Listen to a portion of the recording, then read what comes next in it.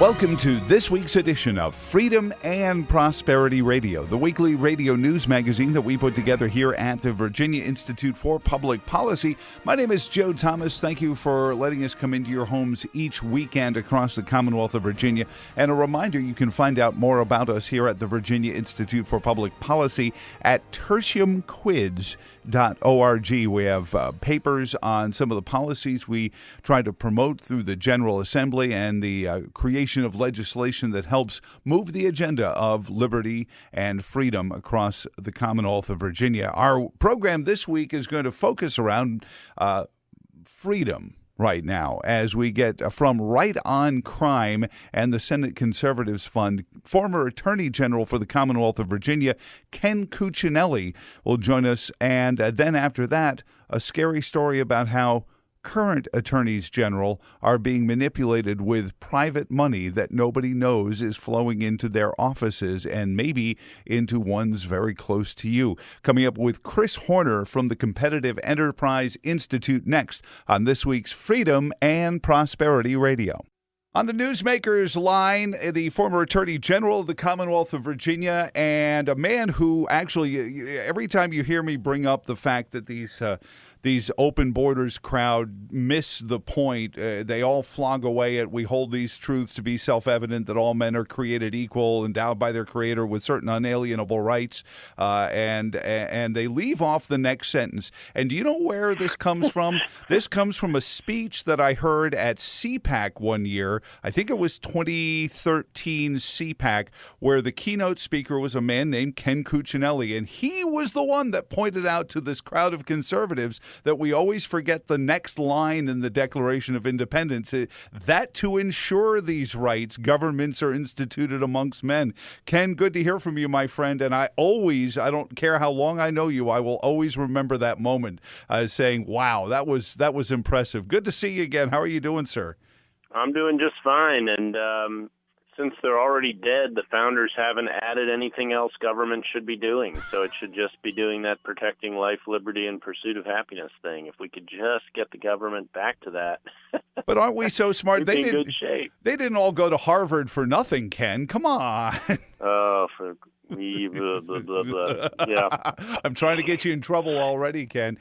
Yeah, I'm fighting it. The Federation for American Immigration Reform, feet to the fire. One of these years, we're not going to need to hold one of these. We were thinking this might have been one of those years. But I want to jump off from Virginia and specifically Charlottesville, where that document's author came from. Ironically, our Albemarle Charlottesville Regional Jail Board in a little while is going to sit down and actually take a vote that would make them possibly the first jail by policy to not contact immigration and customs enforcement, federal authorities of any name, when they contact and have in custody a criminal alien.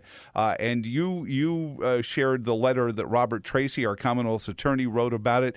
Is this an amazing place where these folks have decided we don't have to try to change law, we just get to ignore the ones we don't like, Ken? And it is a form of tyranny. People should not overlook that this is an official effort to abandon the rule of law. Yeah. And I mean, that it is nothing less than that. And this is not DACA. This is not separating the children. There's none of that malarkey here. This is criminal illegals. Mm-hmm. That were sufficiently criminal that we put them in jail. And to know that they have detainers and to ignore cooperating with that effort, which takes very little, almost nothing on the part of the local jail to let them know, is astonishing. Is astonishing. Robert Tracy's letter was, for those who haven't read it, it really was outstanding. It's not, there's not a lot of the hyperbole that we've come to expect in a lot of this discussion. It is a local prosecutor's perspective on the real world implications of a decision such as this, and it was very well done. wherever one is on the spectrum of the issue, he's represented you all very well for today in the front of that board. Well, and that's, it's on Ken's Facebook page. It's on my Facebook and social media accounts as well. You can look it up there. I think it's also obviously on Robert's Facebook page as well. And the rule of law, though, is something that, gosh, I don't know how, especially the ones with law degrees on the far left, seem to be in this reparational socialist mindset of I like free speech except for the speech I don't like. I want property rights except when the poor don't have enough property, and then I want to take yours. We expect all of these things. We want protections, but we don't want laws. How do they make this argument? How do they sleep at night, Ken? Well, you are starting with a fallacy of analysis of the left, and that is you're trying to think logically. And sorry, they have particular outcomes that they not merely desire but demand, and the world is to conform to those demands. That's the direction it works for them. You and I start with a Declaration of Independence and a set of principles that are self-evidently true, and we work from there. That is not how they operate. And you don't ever hear them talk about the Declaration of Independence or the Constitution because those are impediments to what they want to do. Mm-hmm. And it is a major problem. And I don't just mean a process problem. I mean with respect to their actual goals.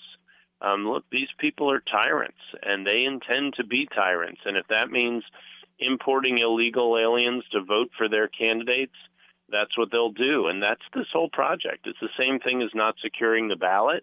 They don't want to secure the border. Mm-hmm. It's just the step before the ballot. That's all. And you can't have a nation if you don't have sovereign borders. No. So, and they're trying to undo that. Whatever your Constitution is. Ken Cuccinelli, president of the Senate Conservatives Fund, and I want to get into that a little bit because the Senate is, we're a couple of months now, and we'll be voting on it. But I've got to circle back to this idea of the anarchists who seem to be almost, and I don't know if the political left has realized the kind of animal they've let loose, this monster they've created in Antifa and the anarchists that are running around Charlottesville on August 12th saying first they came in white sheets, now they come wearing badges, no ICE, no wall, no USA at all. I hear these well-meaning college kids who are sad because their parents have enough money to pay $40,000 a year. You give them too much credit. They are not all well-meaning. All right. I was aren't. I was trying to keep them listening for a few minutes, but they're not well-meaning. They want to create a position. They're little modern-day Robespierres who are trying to create position for themselves. More accurate. But these anarchists are running around calling what we have now fascist police states. I'd love to take them to Venezuela or North Korea and introduce them to what a real police state looks like. I'd like to help them move to Venezuela so they can live in exactly that which they say they desire. And they can lose 15 pounds a year on average, as the average Venezuelan did last year, because of the absolute failure of socialism. Mm-hmm. That wasn't a diet they chose to have. That's the outcome. And that says that's just food. Yeah. That doesn't even speak to the complete lack of freedom. They jail political opponents, political opponent being defined as you described, which is common on college campuses, as anyone who doesn't agree with those in power. Yep. One of my favorites was when we had the so-called net neutrality debate going on. Oh gosh. And it's about censoring the internet, and when you ask them, do you want Donald Trump deciding what's on the internet? Well, then they rah, rah, rah, rah, rah, rah. That drives them crazy. But they're ecstatic to have Hillary Clinton decide what's on the internet. Of course, the hypocrisy. It's all is just amazing. Getting the right people in power. Right, and we see in a lot of these third world countries, it's just whoever actually has the guns gets to be in power because they drive around in their pickup truck enforcing it, and the rule of law separates society. Even ones that aren't Western civilization, the rule of law is what has to dictate to them. So we're approaching a couple of months from the midterm elections, always, this false holiday that we create, the midterm. As the president of the Senate Conservative Fund, where do you feel like is the Senate the biggest concern? Everyone says, "Oh, the House will flip, but the Senate will say Republican." Does that mean it stays conservative? Does it get more conservative? Yeah, I think the Senate will get modestly more, both Republican and more conservative, with this election, and the map is so good. Virginia is a very tough state this year compared to its sister states. It's kind of in the middle of the pack, but part of the pack is New England. So when you look around the country, these kinds of states are up. Montana and these are all Democrats defending. Montana, West Virginia, Patrick Morrissey is hammering away at Joe Manchin. Yep.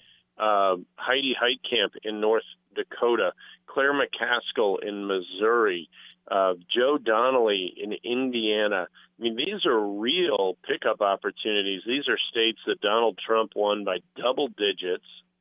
And even with the natural dip from that peak by the president, he's still an asset to those candidates campaigning. In every one of those states I just named to you, there's not merely a Republican running, but, well, no, not North Dakota, but there are conservatives running in all those other states. And those four, you've got Marsha Blackburn running to replace Bob Corker, Iran Deal Bob.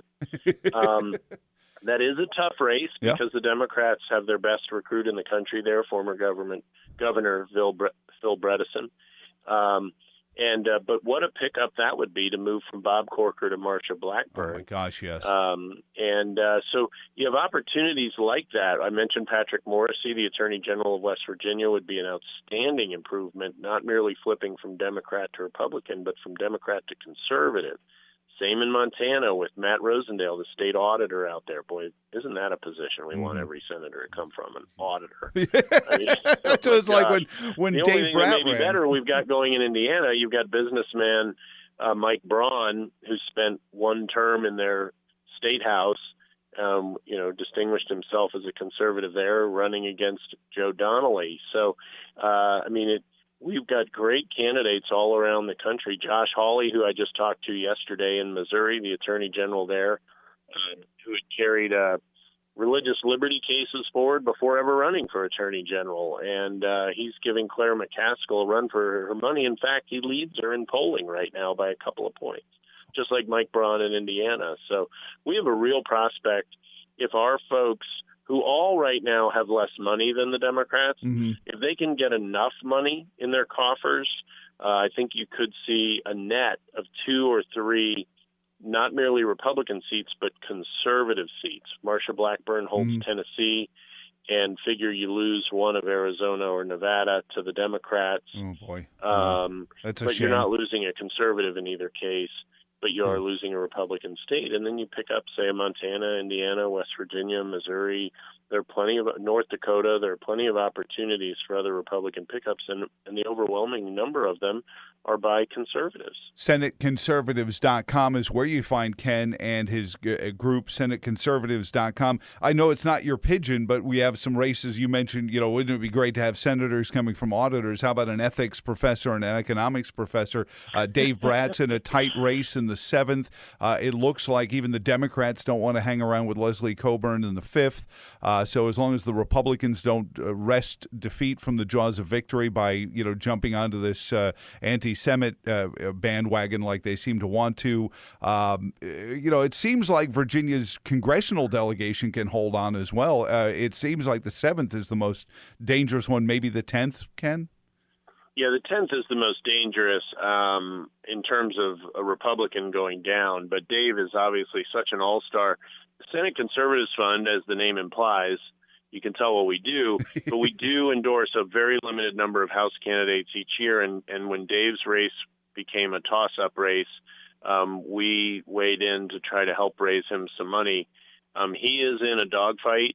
Denver Riggleman is doing a good job getting a hold of his race. Obviously, he started late.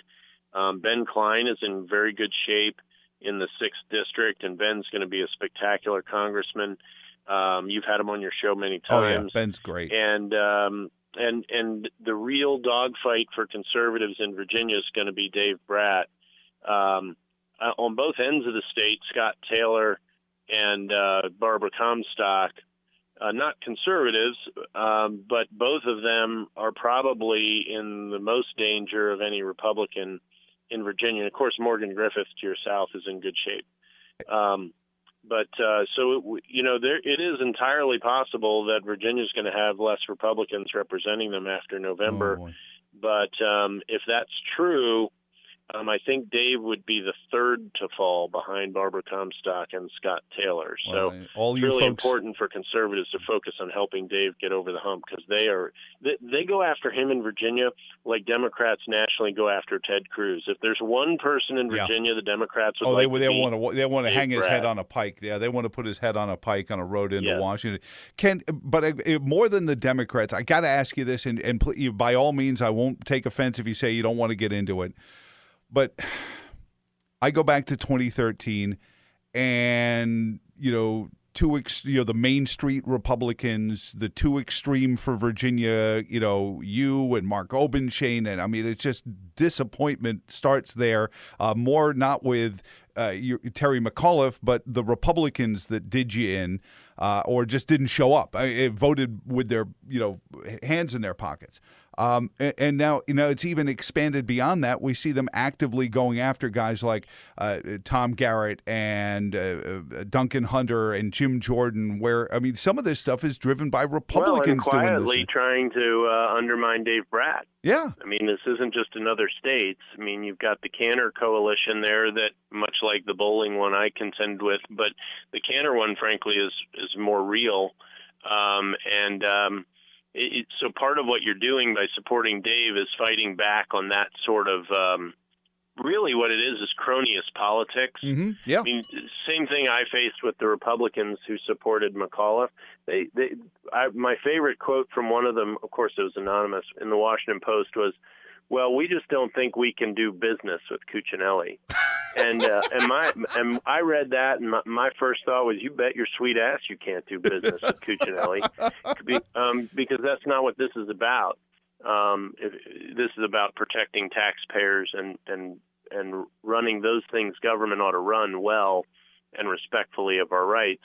It isn't about making these people money, and of course that wasn't McAuliffe's approach to things. And Cantor sold his fundraising capacity as that's how he moved up leadership. It wasn't by leadership; it was fundraising ship.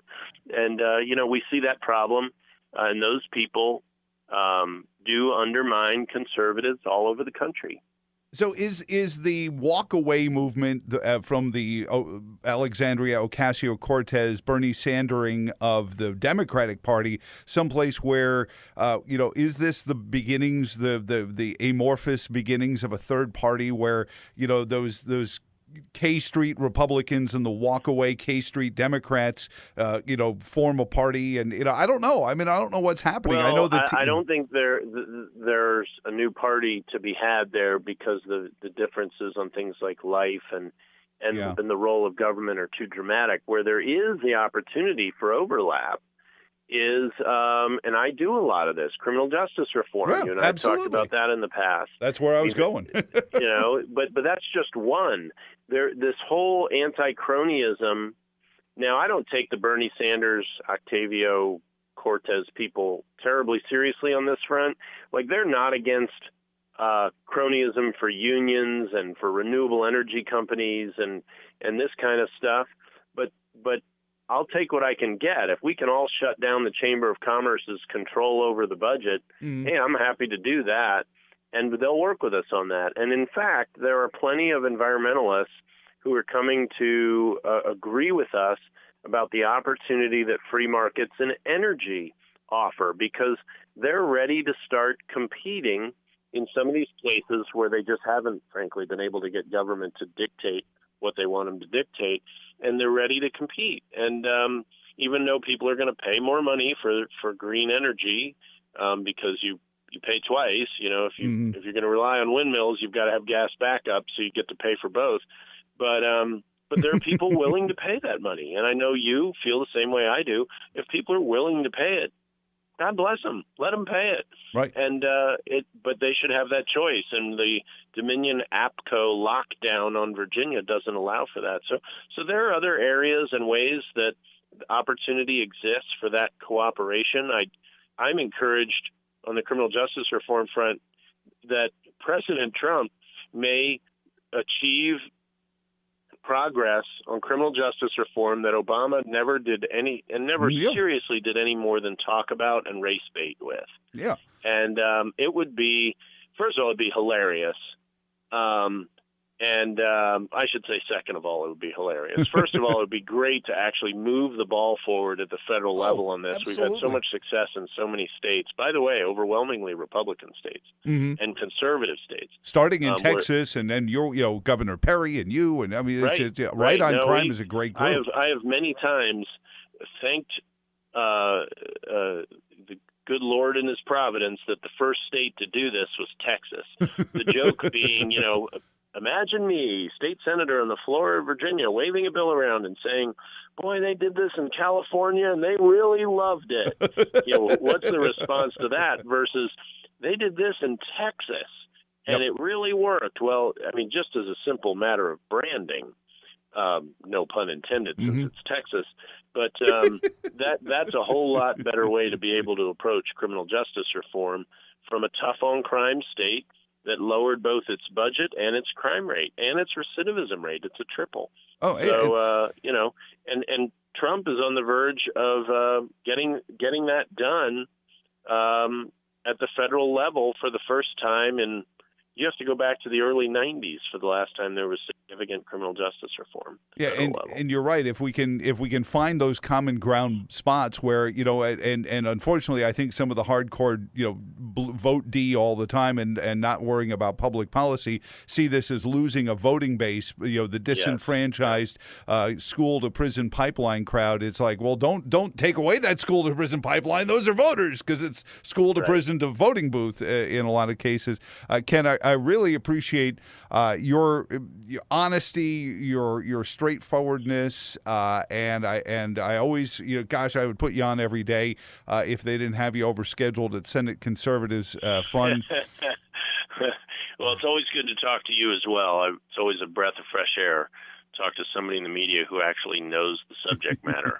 Well, I have to ask you one question, and I walk the tightrope here because, certainly his service and there, if you go to Greene County and the Vietnam War Museum, they actually have a mock-up of what the prison cells guys like John McCain, stayed in and everything. But during the tributes to John McCain, one of the speakers on it, now all of a sudden I'm spacing myself on this, but they said he was a true servant of the citizens of Arizona.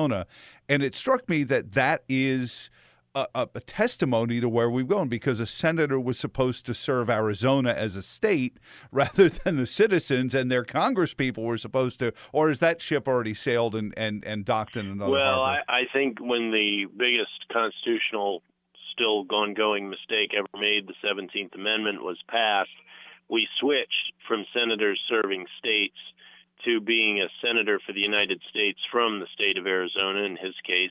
Although John McCain, while I did not appreciate him politically, he was one of those folks who within Arizona was very adamant about, knowing the nitty-gritty of Arizona issues like you can imagine out west, the Southwest, water issues are a big deal, and all those kinds of nitty-gritty type things that he wasn't very well known for. What he was known for is his neocon foreign policy and hawk defense approach. But he also did a lot of those things up here in Northern Virginia. The previous example of that, though with more focus on spending, would have been Frank Wolf in Congress here in Virginia. But in Arizona, they notice that sort of thing, and he set a good example in that respect. It is important to do your homework when you take on these responsibilities, whether it's Senate, Congress, State Senate, House of Delegates. One of the things I did when I entered the state Senate is I started talking to senators from parts of the state that I hadn't spent a lot of time in, so I knew I would understand the real world and life in those districts as we were considering questions. So I'd have a better idea of how they would approach it. And frankly, I think it made me a better state senator, and it also prepared me well for when we did make the decision to run statewide for attorney general, and we're well received in all those areas, including frequently by Democrats. Well, in your district where you represented in the state was in Northern Virginia, and I don't know who represents it now, but I would not be surprised if it's not a Republican since you left, Ken. But in that, this is just the kind of wonkiness you and I tend to play in. I said to a fellow about this direct election, popular election of senators, I said, I have no problem with that. It's the 6-year term that they kept that makes them almost like super legislators. It's like super delegates in the Democratic Party. Make them go back every 2 years. Make senators, make it a 3-year term or a 4-year term like it is in Virginia. But the 6-year term is just too long for a populist election. The reason we had 2-year elections for House was because they were directly elected by the people. Make senators go back and get revetted more frequently. That was my big hang-up. Is I don't care if somebody votes for it. Well, and a lot of people in our day and age don't realize the 2-year term was controversially long in New England states, like New Hampshire at the time of the ratification. Their legislative term was 6 months, and so they heard 2 years. Are you kidding me? And then 6 years they choke on their meat. That's right. That's great. So that was quite a hump, but that was when the state chose. Mm-hmm. Yeah. And so there was an element of federalism being effectuated through that process that is gone because of popular elections. Yeah, because the senator would outlast the average governor then that appointed them, and the legislator, all those things that's old stuff. We would never want any of that old ideas there, Ken. Anyway, I've hung on to you too long. I appreciate your generosity with your time. I'm glad they're not billable hours, but hopefully people hear this and they give money to the SenateConservatives.com fund to help these Senate races move forward. I appreciate you as always, sir. Best to the family, and we'll talk to you soon. Thanks, Joe. Good to talk to you.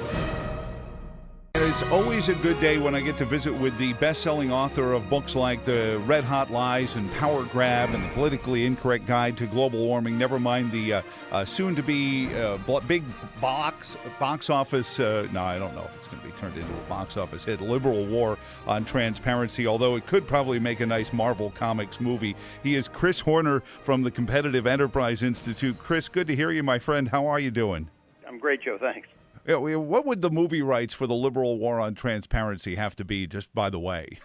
I'm entertaining opening offers, and you actually can play you. Oh, like a walk-on cameo, yeah. Yeah, absolutely. I'd love to. I was written into a book once by our friend Jason F. Wright, who wrote me into one of his books, The 17-Second Miracle. There's a whole section with some radio show named WCHV with Joe Thomas. But anyway, onwards, you've just published a piece in which you take apart, and we've seen it here so many times. Our Attorney General does puzzling things, and you've unearthed private funding for law enforcement. Chris, take us into what you found. Right. Now, I'll tell you what we did unearth, and that was the roadmap or the anatomy of what's going on, which is privately funded prosecutors to go after a pretty clear subset of the population.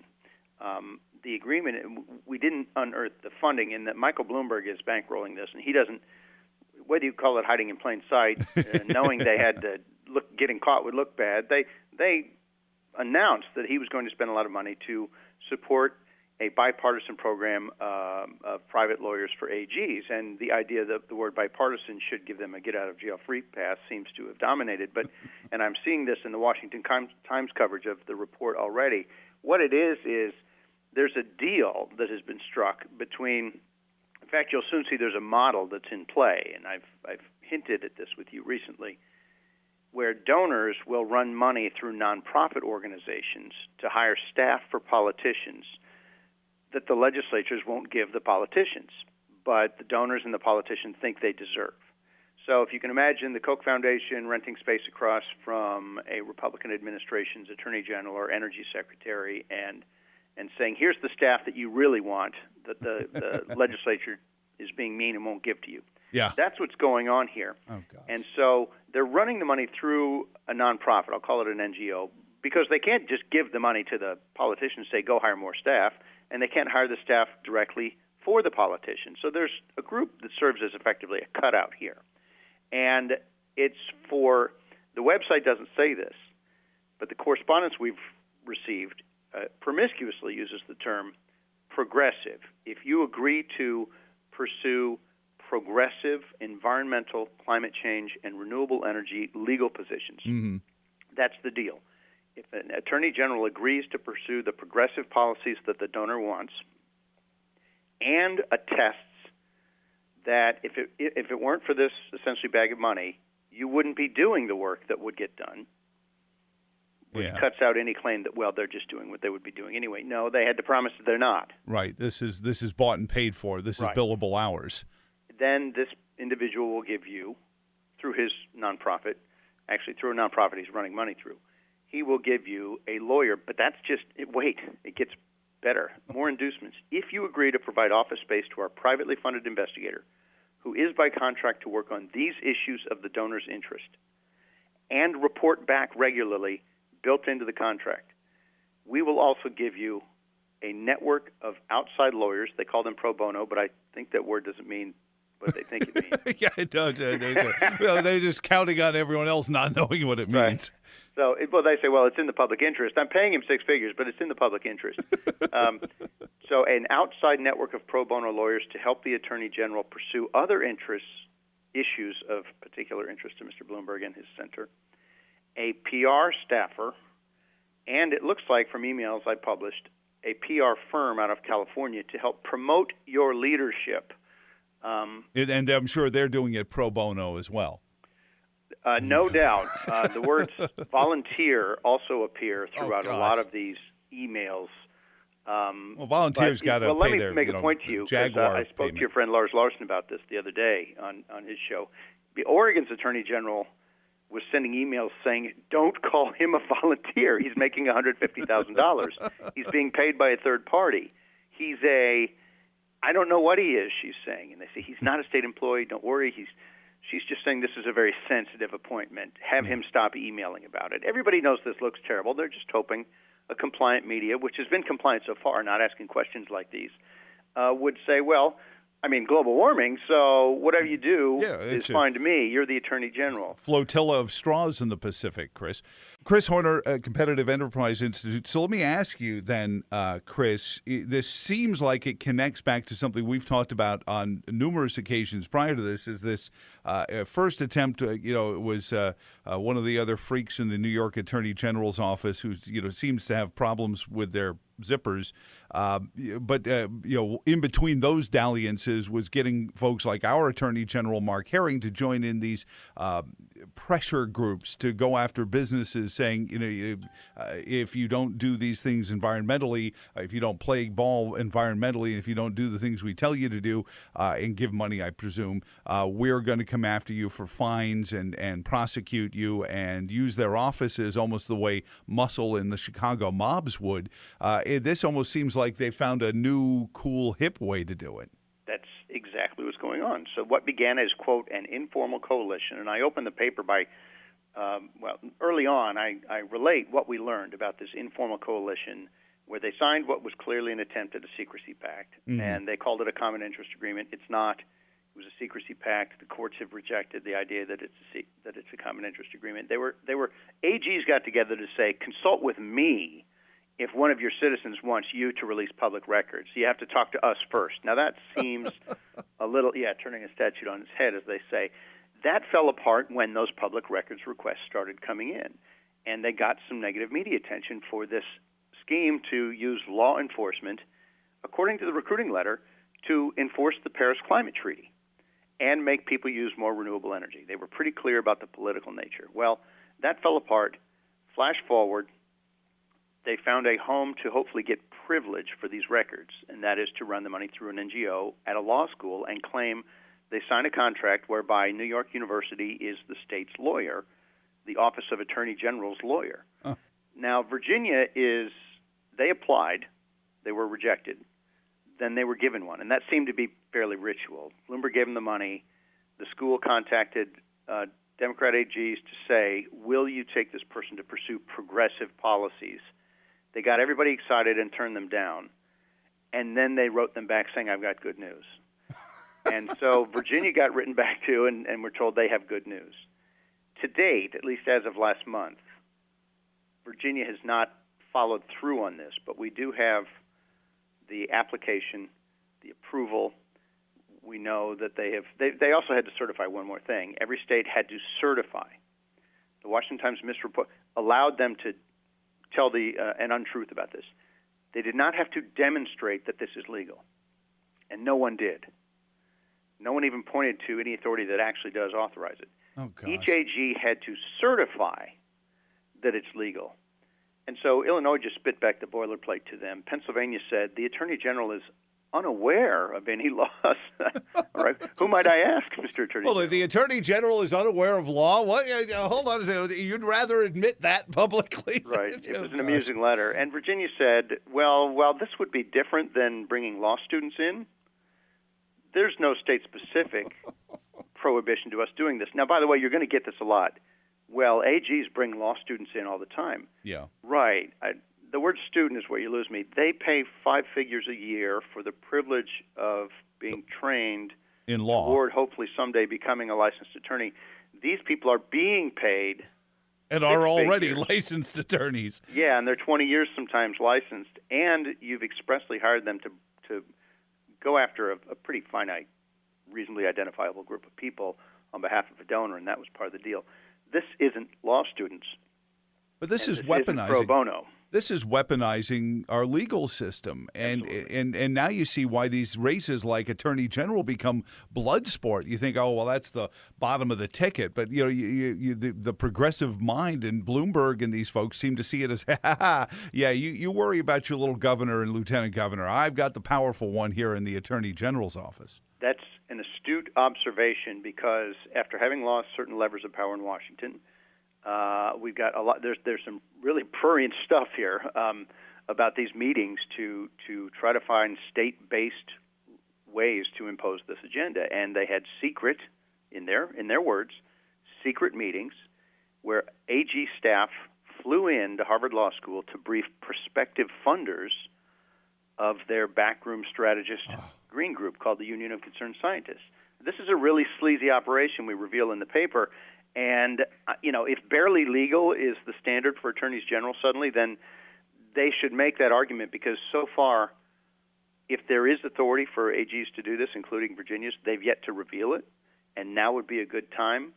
But there's one quote in the paper, Sean Shaw, the leading Democratic candidate for AG in Florida, he may have won the other day, I don't know.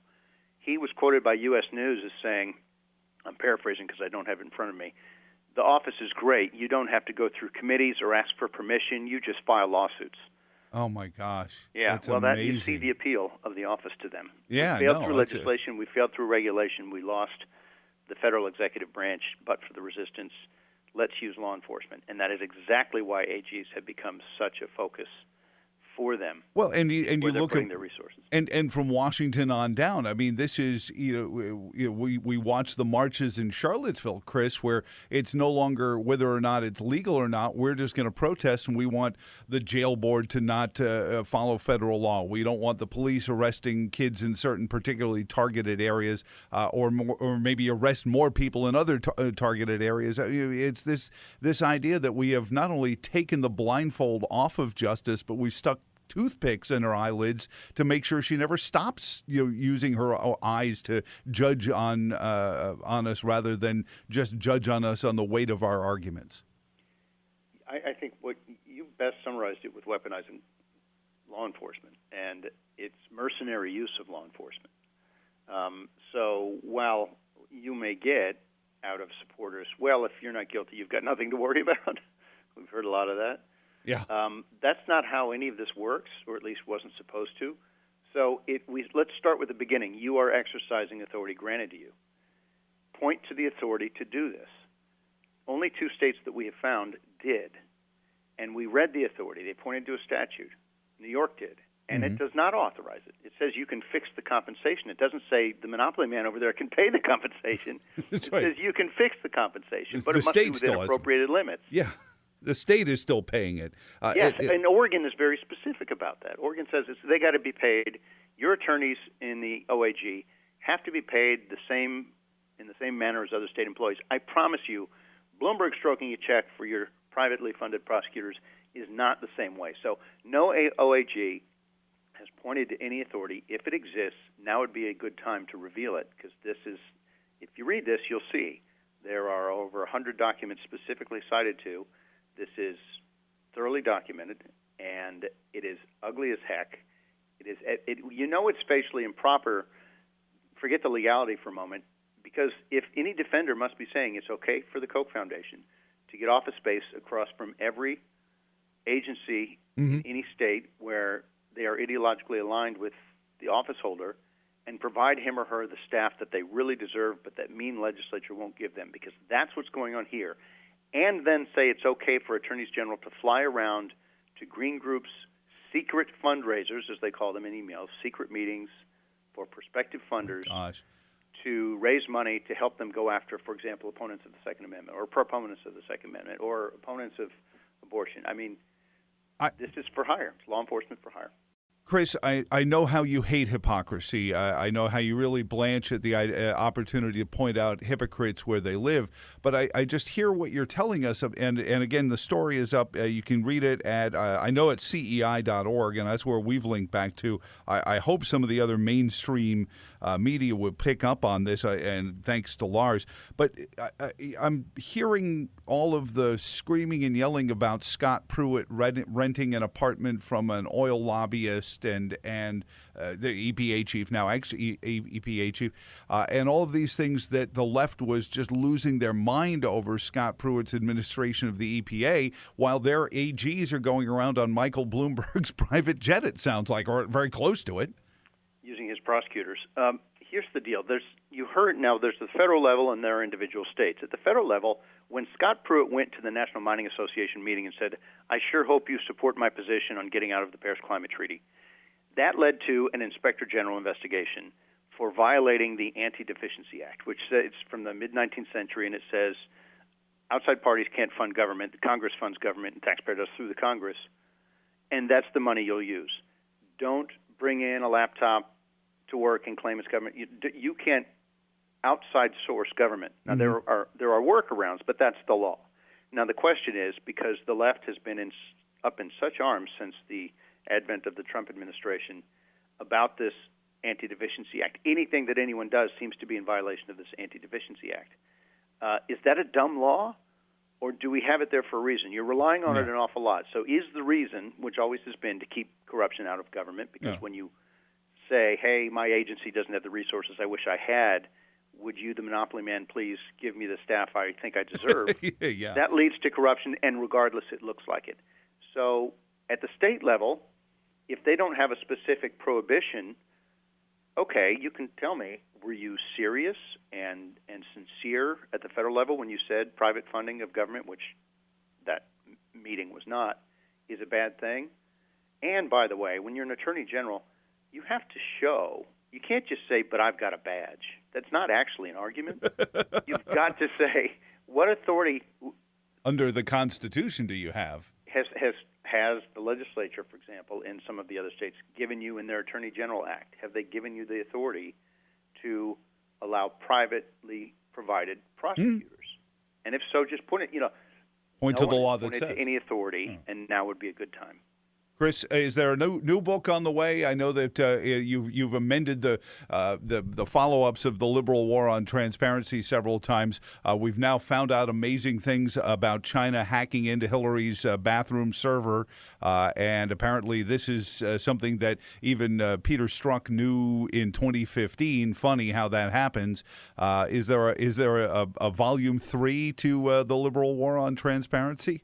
No, but I will tell you. I hope to talk to you in less than 2 weeks to discuss further revelations about this model of privately funded government. Okay. It turns out it is routine, that Virginia is involved in more than one level, that politicians will immediately turn to asking which groups should fund our outside staff. They oddly skip over can groups fund our outside staff? Yeah, no, that's Should we just do it. this? Yeah, it's just show me which door to go through. Oh my God, Chris, you're breaking my heart here. But then again, I'm glad you are, because I'm glad you found this and unearthed it. Again, it's up on our social media site. Chris, have a great Labor Day weekend, and we'll talk to you then. I've got it on my calendar. Less than 2 weeks, I'll be calling you. Great. Thanks, Joe. All right, Chris Horner of the Competitive Enterprise Institute, author of The Liberal War on Transparency. Power Grab is a great one, too. Get all of them at Amazon. Thank you for joining us this week here on Freedom and Prosperity Radio, and you can find us always online at tertiumquids.org. Watch for podcasts of this week's program up there as well. Until next week, for all of us at the Virginia Institute for Public Policy, I'm Joe Thomas. So long, and thanks for all the fish.